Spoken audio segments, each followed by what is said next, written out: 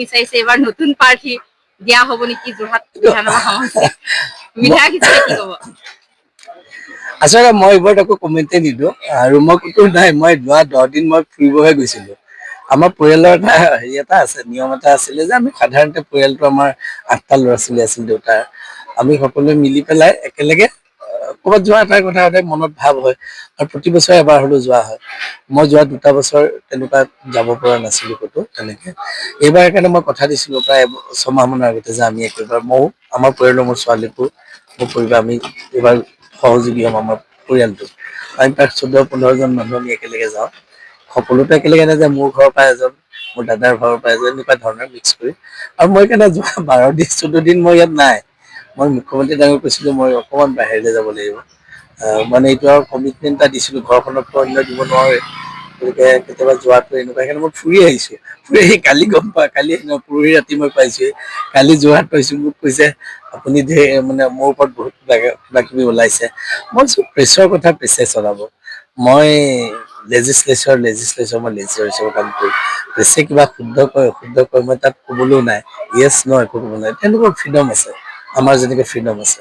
কিন্তু মোৰ যোৰহাটত এইটো সত্য, যোৰহাটখন শক্তিশালী হ'ব লাগে। যোৰহাটখন এতিয়া বহুতখিনি ডেভেলপ হৈছে।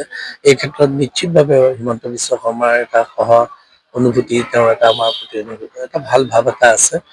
আৰু আপোনালোকে সকলোৱে জানে মই মাজতে মই আশাও কৰিছিলোঁ তেওঁ আহক মোৰ যোৰহাটলৈ।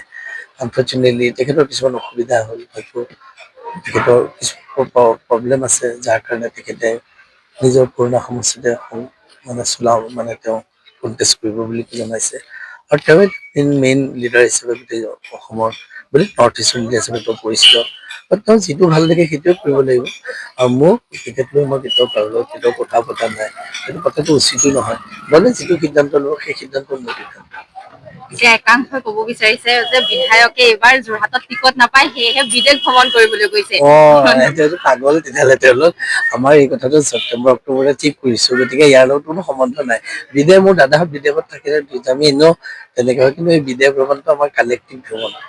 কোনোবা এজন যদি ব্ৰাদাৰ অলপ অৱস্থা বেয়া থাকে মিলাই মিলি যোৱা যায়, তেনেকুৱা কথা।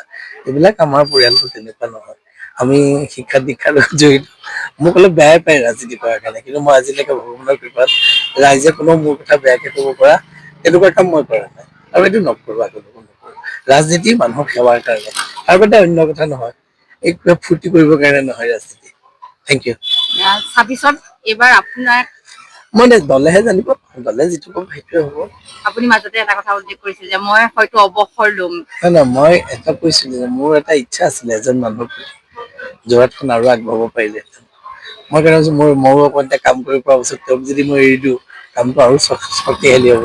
মইতো এনেও পিছফালৰ পৰা সহায় কৰিমেই, কিন্তু কিবা এটা কাৰণে মই নোৱাৰিলোঁ, ছাকচেছ হ'ব নোৱাৰিলোঁ। গতিকে দলে যিটো সিদ্ধান্ত লয় সেইটোৱে দলৰ সিদ্ধান্ত, মোৰ সিদ্ধান্ত।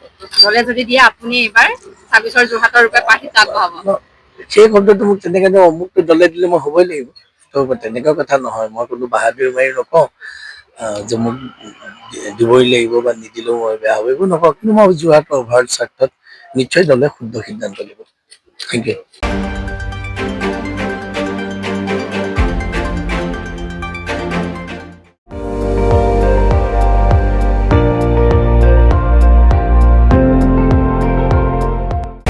আপুনি চাই আছে ND24, সৰ্বশ্ৰেষ্ঠ নহয় সৰ্বোত্তমৰ দৌৰত।